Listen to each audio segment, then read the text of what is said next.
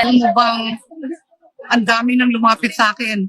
Parting simbahan, parting iglesia, parting KOJC. Talagang masakit. Dapat nasasaktan. Bakit natin ito pinapabayaan ng ating bansa na ganito na nga nangyayari ngayon? Halos bankrupt na ekonomiya natin eh. Ewan ko kung saan tayo papunta nito, 3 taon pa. Well, yan talaga ang ating problema. No? Kaya ako, hindi mo na kailangan makonvince dyan. Dahil ako nga, wanted sa non-bailable events. Sa isang krimen na wala naman akong kinalaman talaga. No? Nakakahiya nga. No? At na-file pa yung kaso yan.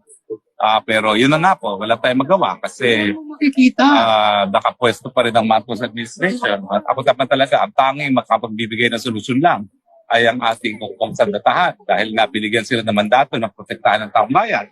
Pero kung ayaw naman talaga nilang bigay protection, wala tayong gagawa. Tapos pinilang natin ang katotohanan.